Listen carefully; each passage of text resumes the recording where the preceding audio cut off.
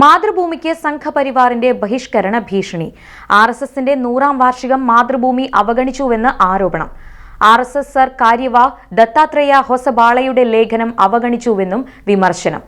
ദേശദ്രോഹികളുടെയും ജിഹാദികളുടെയും നാവായി മാതൃഭൂമി മാറിയെന്നും അതിനി വാങ്ങേണ്ടതില്ലെന്നും പ്രവർത്തകർക്ക് നിർദ്ദേശം നൽകി സംഘപരിവാർ കേന്ദ്രങ്ങൾ. മീശ വിവാദത്തിന് ശേഷം വീണ്ടും ചർച്ചകളിൽ നിറഞ്ഞ് മാതൃഭൂമി.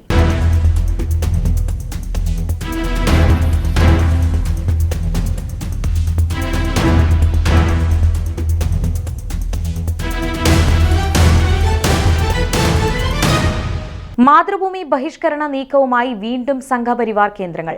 മാതൃഭൂമി പത്രവും മറ്റ് പ്രസിദ്ധീകരണങ്ങളും വാങ്ങരുതെന്ന നിർദ്ദേശമാണിവർ അനുയായികൾക്ക് നൽകിയിരിക്കുന്നത്.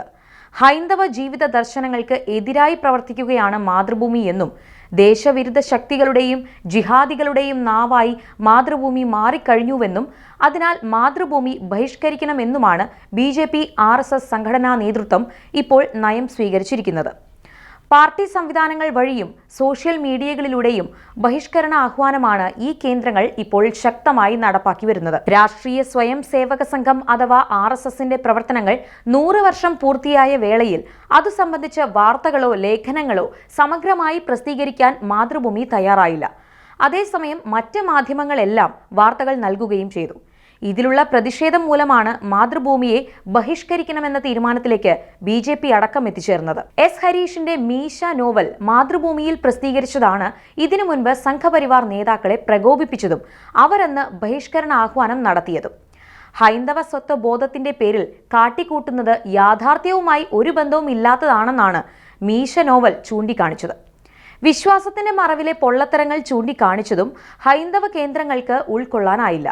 ഹിന്ദു സ്ത്രീകൾ ക്ഷേത്രങ്ങളിൽ പോകുന്നത് ലൈംഗിക പ്രദർശനത്തിനാണെന്നടക്കമുള്ള മീശയിലെ പരാമർശങ്ങളാണ് വലിയ വിവാദങ്ങൾക്ക് അന്ന് വഴിയൊരുക്കിയത്. തുടർന്നാണ് മാതൃഭൂമി ബഹിഷ്കരിക്കണമെന്ന നിർദ്ദേശങ്ങളുമായി RSSും BJPയും രംഗത്തു വന്നത്.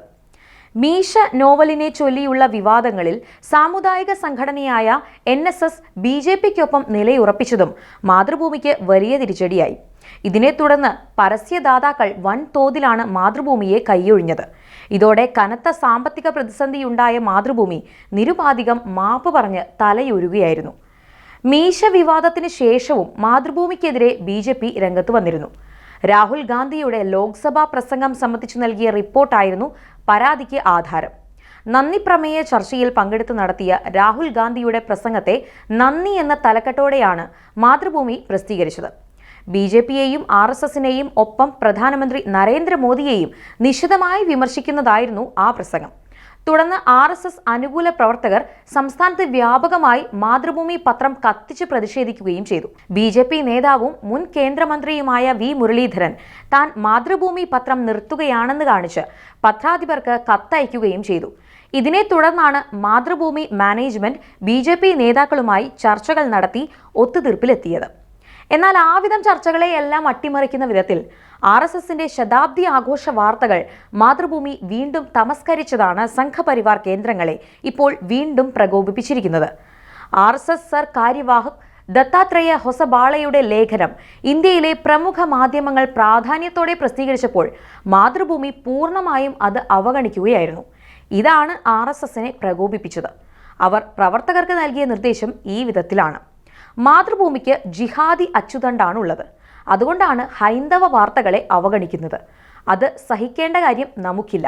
ഇനിയും പൈസ കൊടുത്ത് ഇതിനെ ചുമക്കേണ്ട കാര്യം നമുക്കുണ്ടോ എന്ന വിധത്തിലാണ് മാതൃഭൂമി ബഹിഷ്കരണ ആഹ്വാനം. സംഘശതാബ്ദി വാർത്ത നൽകാത്ത മാധ്യമങ്ങൾ ദേശാഭിമാനിയും മാധ്യമവും ഒക്കെയാണ്.